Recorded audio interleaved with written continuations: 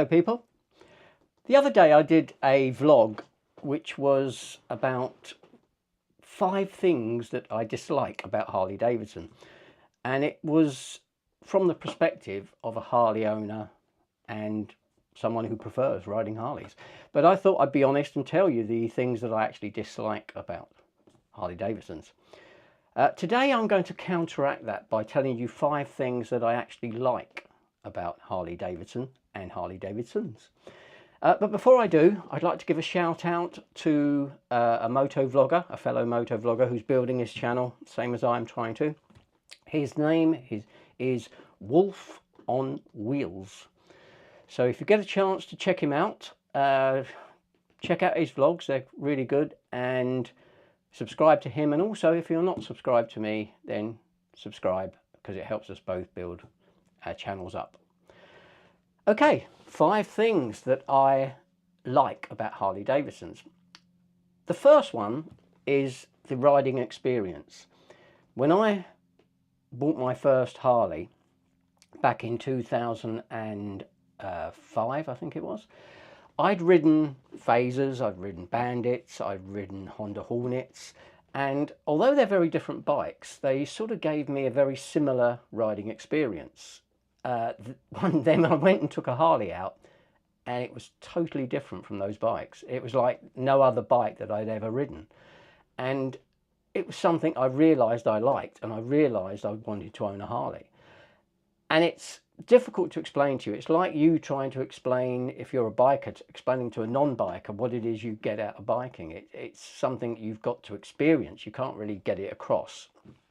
So what I would suggest, even if you're thinking of not buying a Harley, if you're thinking, no, I don't want to buy a Harley, go along to a dealer, take some ID, and take a couple of demo bikes out, because you'll get what I mean. It is very different. You may hate it. I've seen vlogs of people who have taken bikes out and gone, oh no, I didn't want that at all. It's your taste, but unless you've actually ridden one, you won't understand what it is I'm trying to convey. Number 2, this is also the flip side of what was my first dislike, which was the cost. Not just the cost of the bike itself, but the cost of anything with a Harley badge on. You seem to pay through the nose if it's got a Harley badge on. Well, the flip side of that is the fact that I've never owned a brand of motorcycle that holds its price as well as a Harley Davidson does. And I can give you a good example of that, which is my own bike. I ride an old 2010 Harley Fat Boy Low or Fat Boy Special. And if you would have bought that bike back in 2010 when it was new, it would have cost you probably 13.5k, something like that, which was a lot of money back then. Today, similar bikes to mine, roughly the same mileage, the same year, are selling for 9.5, 10k. Now that is not bad depreciation for a bike that is 15 years old. Yes, you lose money with every bike. But it's a lot less with a Harley. Harleys tend generally to be looked after by the people that own them. And they do hold their price better than most other motorcycles. So that is number 2, the second thing I like about Harleys. The third thing is customization. Now, you can customize any bike. I know that. You can change seats, you can change your bars, you can put different sort of LED lights, whatever you want on them, but not to the extent that you can modify a Harley. I'll give you an example. This is a Harley parts catalogue, and there's another one there, an older one. In here, there are lists of bits and pieces that you can buy for your Harley. Engine parts, covers, different themes, different bar ends, handlebars, petrol caps. You could practically build a bike from what is in this magazine. If you've got a theme in mind, you can theme the whole bike to it. You can put all the covers on as tribal or with skulls or whatever. And as an example of what I mean, I changed my seat on my bike a little while ago, and there were 6 pages of seats in that book that would have fitted my bike, and not just solo and twin seats, but seats with functionality. There were heated seats if I wanted it, but there were seats that pushed you forward, that pulled you back, that lifted you up, that lowered you. And the choice is ridiculous, but you can customize a Harley very easily at home in your garage to the degree that you want to.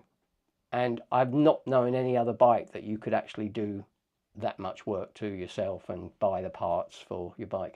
And because of the market out there for Harleys, you have got lots of companies like Kuriakin and others that make parts to fit Harley, so you don't have to spend the big bucks to buy Harley parts. You can actually buy them from somewhere else. But the point is customization. You can build it, modify it the way you want it to look. The fourth thing, and this has also got a little flip side, a negative side to it, is I've had people over the years come up to me and say, well, I didn't buy a Harley because when you buy a Harley, you're not just buying a bike, you're buying a lifestyle. And I've gone into this on one of my other vlogs. If you go and look at Harley chapters and Hog and dealerships, I explain the relationship between them. But it is a positive. The fact that you, when you get a Harley, can join Hog, the world's biggest owners group. You can also join your local chapter or club, if you want to call it that. And it's an experience that even if you don't want to join in every ride out and throw yourself into the lifestyle, everyone who owns a Harley should go for a ride out with their local Harley chapter, because it is really an experience that you shouldn't be missing. Not just the charity runs to hospitals and to hospices where you really come away humbled by those sort of things. So they in themselves are an experience. But we've ridden around Silverstone racetrack, and I remember the speech we had before we set off was, when you get out there, don't go overtaking, don't go mad, just stay in your formation. No. As soon as those wheels hit that tarmac, people were overtaking. It was mental. But that's an experience I would not have had as a solo rider. I had it because I was a member of a Harley chapter. And at the moment, for the last year only, I think a year and a half, I haven't been a member of a chapter because I moved house, and I tried to stay as a member of the chapter that I was with, but it's now geographically awkward. They're further away from me. My nearest chapter now is actually the Rutland chapter, but as we're in November, I don't see the point in paying a year's subscription for 1 month or 2 months. So in the new year, I will be joining the Rutland chapter and hopefully going on some ride outs with them and meeting some new friends with the Rutland chapter. And there is the downside of this, and it is a clever marketing ploy by Harley, is the fact that once you're a member of Hog and you've joined the chapter and you meet these new friends, that becomes a consideration when you're thinking of changing your bike. If I buy a Triumph or I buy a Suzuki or a Honda or whatever it might be, I can't be a member of Hog anymore. I can't go to the chapter meetings. I can't be a Hog member and go on ride outs. So it kind of ties you in a little bit, but you don't have to use it. But I think the fact that it's there is a positive. The final thing is, again, something that you can throw yourself into if you want to. And but I just think it's amazing. The merchandise that surrounds Harley. It is ridiculous. I don't think there's a thing for your house, for your home, for your garage, for your clothing that you can't buy that doesn't have a Harley brand on it. They make everything.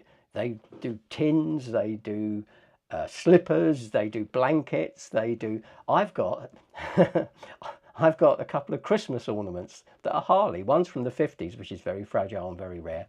The other one is Santa on a Harley, and you can actually switch the headlight on. So when it hangs on the tree, the headlight of the bike's on. But It's ridiculous the amount of stuff you can get, and there are, within that, there are collectible things as well. So you can actually get things like rare money boxes that they do, which can be quite collectible because they do them in limited edition. Zippo lighters, there are a few people that collect Zippo lighters and that sort of thing. And I recently, and I will, if I remember, I'll put a picture up of it. I recently, for his birthday, gave my son all of my Harley patches, and I put them in a frame for him, and they in their own right are collectible, but I thought it was only right to collect the ones or get the ones for the years that I have been a hog member. So I think there's 21 in there, not 21 years, because one of them is a 10-year patch. But I'll put a picture up of it so you can see what I mean. But you can collect anything, you can get anything, and it's not just your standard merchandise that you would get with another brand of motorcycle, like a key ring or a t-shirt or a, you know, maybe something else with the branding on. But everything, it is insane. All you have to do is go onto eBay, type in Harley Davidson, choose the category all, and you will see some of the stuff that people collect, sell, and some of the merchandise that Harley do. But I quite like having all that choice. So that's it, people. That's my 5 positive things about Harley Davidsons.